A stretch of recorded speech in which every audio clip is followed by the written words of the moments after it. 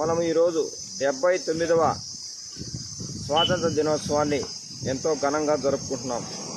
కానీ ఈ జరుపుకునే ముందు ఈ స్వాతంత్రానికి అసలు కారణం ఎవరు, వాళ్ళు ఎంత త్యాగం చేశారు, ప్రాణత్యాగం చేశారు, ఎంతో కృషి చేశారు, వాళ్ళందరినీ ఈరోజు మనం ఒకసారి గుర్తు చేసుకోవడమే కాకుండా ఈ ఫంక్షన్ రోజు నిత్యము వాళ్ళ యొక్క ఆశయాలని మనం భవిష్యత్తులో కొనసాగిస్తేనే మానవ మనుగడ సాగుతుంది, మన స్వాతంత్రానికి ఖచ్చితమైన అర్థం ఉంటుంది. అందులో నాకు సరైన పద్ధతి కాదు, స్వాతంత్రం కోసమే పోరాడాలని ఆయన సాయుధ పోరాటాన్ని ఎన్నుకున్నాడు. కాబట్టి అంటే ఒకప్పుడు మహాత్మా గాంధీ చెప్పేవాళ్ళు, ఒక చెంప దెబ్బ కొడితే రెండవ చెంప చూపించమనేవాళ్ళు. ఈయనట్ట కాదు, ఎదుటివాడు మనకు ఒక చెంప దెబ్బ కొడితే అవతల వాడిని 2 చెంప దెబ్బలు కొట్టాలనే విధానంతో ఈయన కొనసాగాడు.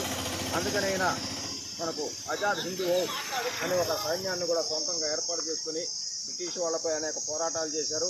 అయితే ఆయన ఒక యుద్ధంలో వెళ్ళినప్పుడు ఎక్కడ ఆయన వెళ్ళాడనేది ఈ రోజుకి కూడా హిస్టరీలో ఒక మిస్టరీగా మిగిలిపోయింది. అది మనకు చాలా బాధాకరమైన విషయం. వాళ్ళ వారసులు ఇప్పటికీ ఉన్నా కూడా మన భారతదేశంలో ఇప్పుడు వాళ్ళకి అంత విలువ ఇవ్వకపోవడం కూడా మనం చాలా బాధపడాల్సిన విషయం అని తెలియజేస్తున్నా. కాబట్టి ఇప్పటి నుంచైనా మన భారతదేశంలో ఉన్న మన పిల్లలు చరిత్రను గురించి, స్వాతంత్ర ఉద్యమానికి నిజమైనటువంటి కారకులు ఎవరు, వాళ్ళ ఆశయాలు ఏంటని తెలుసుకుని కేవలం ఆ ఫంక్షన్ రోజు వాళ్ళని పొగడమే కాకుండా నిత్య జీవితంలో వాళ్ళ యొక్క ఆశయాల్ని మనం అనుభవించుకుంటామని చేస్తారని, ఆ విధంగా నడవాలని చెప్పి కోరుకుంటున్నాం.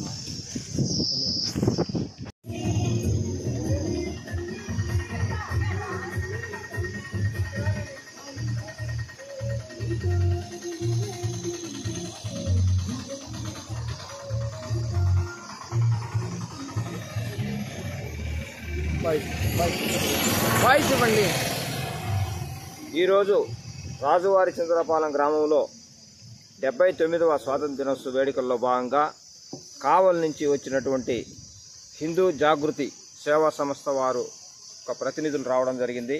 వారు మా గ్రామంలో ఉన్నటువంటి సుభాష్ చంద్రబోస్ గారి విగ్రహానికి పూలమాలలు వేసి ఆయనకు సంబంధించిన అన్ని విషయాలు బాగా తెలియజేసి ఆయనకు నివాళులర్పించడం జరిగింది. అందులో భాగంగా నేను చెప్తున్న విషయం ఏమంటే, మనకు ఎంతోమంది నాయకులు మన దేశ స్వాతంత్రం కోసం పోరాడారు. అయితే కొంతమంది శాంతియుతంగా పోరాడాలన్నారు. కానీ దానికి ఈయన విభేదించి మనం ఎప్పుడు కూడా సాయుధ పోరాటం చేయాలా, లేకపోతే మనకు స్వాతంత్రం అనే ఉద్దేశంతో ఈయన మంచి ఇదిగా తీసుకొని ఒక సొంత సైన్యాన్ని ఆజాద్ హింద్ ఫౌజ్ అని కూడా ఏర్పాటు చేసుకున్నారు. ఈయన మొట్టమొదటిగా బ్రిటిష్ ప్రభుత్వంలో ICS ఇండియన్ సివిల్ సర్వీస్ అనే జాబ్ వచ్చినప్పటికీ మనం బ్రిటిష్ ప్రభుత్వంలో మనం ఊడిగం చేయడం నచ్చని పద్ధతి. ఆయన ఆ ఉద్యోగాన్ని కూడా విడనాడి దేశ స్వాతంత్రం కోసమే ఆయన సొంతంగా పోరాడాడు. ఆ తర్వాత అనేక చోట్ల పోరాటం చేసి ఈ రోజుకి కూడా ఆయన ఎలా ఉన్నాడు, ఏమైనాడు అనేది కూడా మనకు హిస్టరీలో ఒక మిస్టరీగా మిగిలిపోయింది. అందుకని ఆయన్ని మనం జయంతిని మాత్రమే గుర్తు చేసుకుంటూ ఆయన పుట్టినరోజుని మనం ఒక ఘనకార్యంగా జరుపుకుంటున్నాం.